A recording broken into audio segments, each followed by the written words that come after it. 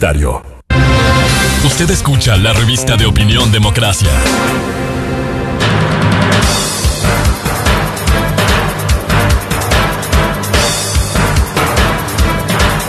8:40 minutos en el territorio continental ecuatoriano, buscando la verdad y abogando por unidad nacional en pro de la paz y la seguridad en el Ecuador.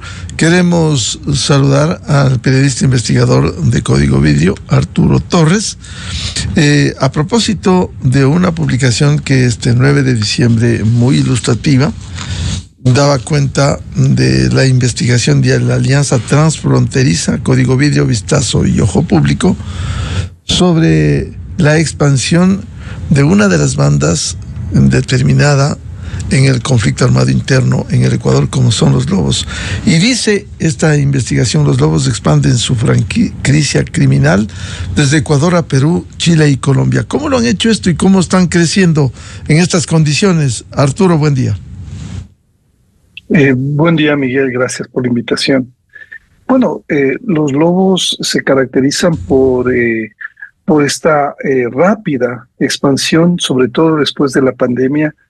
Es importante también destacar que ellos nacen de los choneros, eran los gatilleros de los choneros, es decir, los que se encargaban de los asesinatos, de los sicariatos, pero de pronto, después de la pandemia, en este entorno en el cual cambia una lógica que tiene que ver con la mayor demanda de cocaína hacia Europa, y los carteles albaneses empiezan a cobrar un rol protagónico, y por lo tanto se diversifican, se atomizan las bandas, y una de las bandas que más crece y empieza a entender este nuevo fenómeno a partir de también diversificar su portafolio criminal de ingresos, no solamente empiezan a incursionar en el tema del narcotráfico, dando servicios sobre todo al cartel Jalisco Nueva Generación y también a los clanes albaneses. Entonces ellos entran en una modalidad de diversificación que no solamente se queda en el narcotráfico, sino que empiezan rápidamente a incursionar en la minería ilegal, en las extorsiones, y además hay otro ingrediente que es importante, que tiene que ver con cómo ellos logran, además, en las zonas fronterizas, de establecer conexiones y alianzas con otros grupos criminales, tanto en Perú como en Colombia, y además empiezan a enviar células delictivas desde el año 2023 a países como Chile, donde ahora hay presencia de los Lobos, de representantes de los Lobos que a su vez tejen alianzas en ese país para cometer y aprovechar las debilidades de la institucionalidad, en función de que, por ejemplo, Chile, que nosotros sabemos que es un país que tiene una institucionalidad mucho más fuerte, pero nunca estuvo preparada para recibir una oleada criminal en la cual están presentes el Tren de Aragua, los Lobos y otras organizaciones criminales. Entonces, este es un poco el antecedente. Los Lobos crecen rápidamente, encuentran, por así decirlo, un modelo exitoso de negocio, que es la diversificación de los ingresos, y van aumentando sobre todo su presencia a nivel nacional, y ahora mismo ellos tienen hegemonía porque han desplazado a los choneros, que eran la banda, digamos, hasta el 2020 protagónica, en 18 provincias del país. Una vez que consolidan esa presencia a nivel nacional, empiezan a dar este salto hacia la transnacionalización en coordinación o en alianzas estratégicas o específicas, dependiendo de cada país, con otros grupos criminales. ¿Se tiene idea de cuántos miembros tendrá este momento esta banda? Bueno, son cifras que van variando mucho y también van dependiendo de cómo la capacidad financiera que tiene esta organización es como un puntal que les ayuda a ellos también a generar empleo en el área criminal, porque están abasteciéndose permanentemente, y por lo tanto se estima, Miguel, que llegan a tener alrededor de 10,000 miembros en el Ecuador. Y de ello, ¿cuántos menores, cuántos adolescentes? ¿Se tiene alguna idea?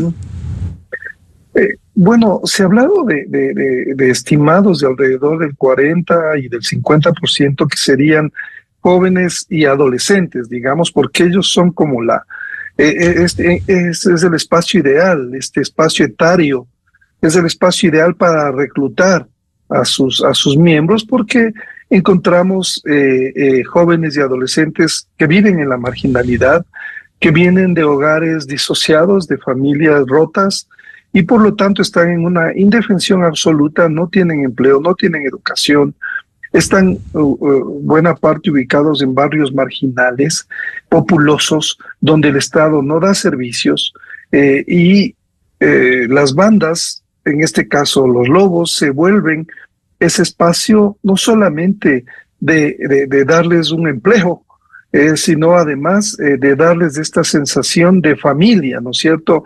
Y por eso es que se vuelven, se cohesionan mucho a través de diferentes manifestaciones también culturales que tienen que ver con la música, con el simbolismo, con cultos, por ejemplo, a la muerte, ¿no es cierto? Que es un rito que además viene mucho de México y que se ha encontrado en algunos países ya vinculados a estas actividades transnacionales, la influencia de los carteles, como el cartel Jalisco Nueva Generación de la Santa Muerte. El culto ya se ve en Chile, por ejemplo, o en Perú, en Ecuador, en Venezuela. Esta es una cohesión religiosa, cultural, que les da a estas bandas una sensación de pertenencia y hasta y en cierta medida de culto. Arturo, y si tienen este número de miembros que ha señalado, que se estima, ¿cuál es la capacidad financiera que tienen? Porque se entiende que tienen que financiar sus operaciones. Sí, Miguel, hemos conversado sobre este tema precisamente cuando una de las características de esta organización, que es considerada la de mayor expansión a nivel regional, ¿no es cierto?, después de la pandemia, es precisamente este tema de la economía, de cómo manejan su estructura, ¿no es cierto? Y ahí lo que se puede decir es que una característica de esta banda, que entra además en el contexto de la tercera ola del crimen transnacional que está viviendo Latinoamérica, tiene que ver con que ellos actúan básicamente con una flexibilidad y eficiencia muy prácticas, están libres de burocracia y por lo tanto además, o sea, sorprenden, están siempre cambiando, mutando su estrategia, y cuando ven una oportunidad, ¿no es cierto?, estas organizaciones criminales como los Lobos adoptan un enfoque que es muy exitoso para capitalizar y obtener beneficios. Entonces, aunque el método no es nuevo, es antiguo, su eficacia sigue siendo indiscutible y puede resumirse en esta frase de Pablo Escobar: plata o plomo, ¿no es cierto? Entonces, quienes no se suman a sus actividades criminales son ejecutadas, son eliminados. Hay unas disputas muy fuertes también por el tema territorial. Y claro, creo que es importante también establecer que un objetivo común de esta organización es rentabilizar precisamente al máximo, ¿no es cierto?, sus actividades ilícitas, porque saben que tienen que partir desde abajo, desde la base, para ampliar una gama de actividades delictivas, y aprovechan cualquier oportunidad que se les presenta, incluso actividades que no parecen ser muy rentables, en las cuales se puede tercerizar con estructuras mucho menores. Es decir, aquí estamos frente a un fenómeno de unas organizaciones delictivas que se mueven muy rápido y desbordan las capacidades que tienen los estados para entender cómo van operando, porque además los miembros de las bandas tienen diferentes niveles, porque también tenemos un brazo que es un brazo que se encarga de la parte económica, financiera, de entender cómo estructurar el lavado, por ejemplo, dónde invertir el dinero proveniente de las actividades ilícitas. Otra rama que se encarga de manejar el tema de las coimas, ¿no es cierto?, de los contactos en los sectores estatales. En fin, es una dinámica muy compleja, muy complementada, que no solamente tiene que ver con la estructura operativa, es decir, los delincuentes que están en las calles haciendo el trabajo sucio, sino los cerebros detrás de esta organización, que son los invisibles y que son los que tienen los contactos a otros niveles, a un nivel político, a nivel de operadores de justicia, a nivel de las autoridades de control. De eso estamos hablando, Miguel. Son estructuras muy diversas, muy complejas, que han ido y van aprendiendo sobre el camino y sobre la marcha, y por lo tanto, ahora con esa potencia y con esa experiencia que han logrado tener estos 4 últimos años, digamos que los ingresos que ellos tienen ahora mismo deben pasar las decenas de millones de dólares, porque no hay que olvidar que también han incursionado de manera directa en las exportaciones de oro. Y eso significa ingresos sino de decenas de cientos de millones de dólares, porque la inversión de las actividades ilícitas se va al oro, que finalmente es exportado y legalizado en estas operaciones comerciales. Parte de ello sería el centro, como se ha determinado en Ponce Enríquez, la minería ilegal. ¿Parte de su financiamiento estaría allí? Uno de los centros de gravedad de las actividades criminales y de los ingresos de los lobos por el tema de la minería es Ponce Enríquez, pero también hay otros digamos así, sitios específicos, zonas claves de las cuales se alimentan. Y uno de ellos que pasa desapercibido, Miguel, que no está en el foco, porque en Ponce Enríquez se ve que hay un conflicto, que el Estado está ahí, que está tratando de reaccionar, de sacarnos de una dinámica que se ha enraizado desde hace más de 15 años en el país, como Buenos Aires, por ejemplo, en Imbabura. Ahí los lobos están presentes desde el año 2018, después de que hubo el operativo del 2019. Ellos básicamente se replegaron y volvieron, porque no hay una presencia constante del Estado para, más allá de las medidas reactivas de tener o de control de policías y militares. Ellos saben que los militares van a salir de ahí o que van a tener puestos fijos. Entonces, ellos siguen extrayendo mineral, oro de Buenos Aires, y lo trasladan hacia el sur del país para procesarlo en las plantas de beneficio, que luego lo que hacen es convertir el oro en lingotes que son exportados hacia el exterior. Entonces, el otro punto, Miguel, es Napo, por ejemplo, y no necesariamente es que hacen presencia, sino que tienen conexiones con otras bandas locales, o Orellana o Sucumbíos, donde también están tratando de incursionar y de copar espacios para lucrar de la minería ilegal. Ahora, este grupo se ha ido fortaleciendo más allá de las acciones que ha cumplido el Estado, Arturo, como en el propio reportaje se relata cómo la Fiscalía en el anterior mes de noviembre procesó a 13 integrantes por el presunto delito de delincuencia organizada. Es decir, hay detenciones, pero el trabajo de esta organización continúa. Así es. Creo que es importante el punto que usted está tocando, Miguel, porque es la reacción, cómo está reaccionando el Estado. Hay una reacción. La policía, Fuerzas Armadas, los organismos de control están tratando de frenar esto que se vino desenfrenado como un caballo desbocado, que desde el Estado no se tenía la suficiente estrategia como para poder frenar y evitar que se convierta en una estampida que ahora vivimos del crimen organizado en Ecuador. Entonces, hay respuestas de la justicia. Acabamos de tener sentencias en el caso Metástasis, que es una sentencia importante, que sienta un precedente porque toca al nervio de la narcopolítica, Miguel. Y por lo tanto se topan diferentes actores vinculados a esta relación entre el narcotráfico, las bandas, actores estatales. Entonces hay una reacción y hay una respuesta estatal, y eso habla de que el organismo todavía no está tomado por el virus de la criminalidad, ni es, como se ha mencionado, o como de alguna forma se topó ayer el debate del narcoestado, No creo que vivimos un narcoestado, más bien vivimos un organismo que ha sido tomado por un virus y el Estado está reaccionando a veces erráticamente, sin una estrategia que se vea muy clara, pero ya hay una respuesta.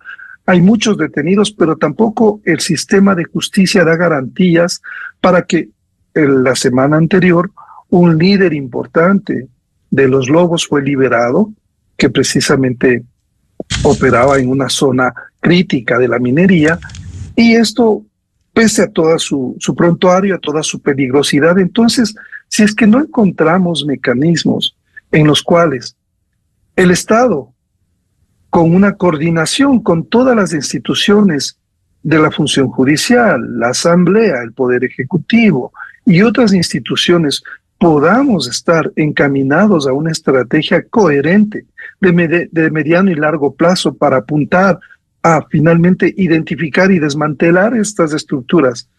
Desde el lado económico, que bien mencionaba usted, que creo que es lo que alimenta y da mucha más fortaleza a estas organizaciones, si es que no se golpea a las estructuras económicas, más allá de las detenciones, si es que no se ubica a los actores invisibles, a los cerebros de estas organizaciones que funcionan a nivel financiero y tienen conexiones con operadores internacionales. Las acciones que se sigan realizando desde el Estado siempre van a quedar en el espacio de lo reactivo. Tenemos que pasar de la contención a la reacción y a la prevención, que es la etapa deseable, que eso evidentemente va a tomar algunos años más si es que se tiene la estrategia apropiada. Ahora, a propósito de lo que señalaba Arturo Torres, ¿cree usted que fue exagerado el reportaje de The Economist, esta importante publicación, y que lo hiciera Alexander Clapp? A mí me parece que fue una interpretación del periodista hablar de un narcoestado, y también me parece que no hay una comprensión de lo que es un narcoestado. Desde mi punto de vista, un narcoestado es un estado alineado para beneficiar al narcotráfico. Es decir, un narcoestado es el que tiene control, el grupo de un grupo narcotraficante, un cartel, tiene control de las funciones legislativa, ejecutiva y judicial, y por lo tanto no puede haber reacciones. Y resultaría contradictorio si es que acabamos de vivir casos metástasis, purga, y otros casos en los cuales han sido enjuiciados gente que estaba tratando de beneficiar a un capo del narcotráfico. Resulta contradictorio hablar de un estado, de un narcoestado, porque vemos que la justicia mal o bien está funcionando, la fiscalía está respondiendo con investigaciones, la policía hace su trabajo con los errores que se han apuntado, con las deficiencias que también se han señalado. Entonces, no tenemos en ese sentido un piso sólido de que nos hable de que aquí hay un narcoestado. No, hay un gobierno que está con todas sus limitaciones y también equivocaciones, pero también aciertos, enfrentando al crimen organizado, enfrentando a estas bandas que trabajan con el narcotráfico, con los carteles.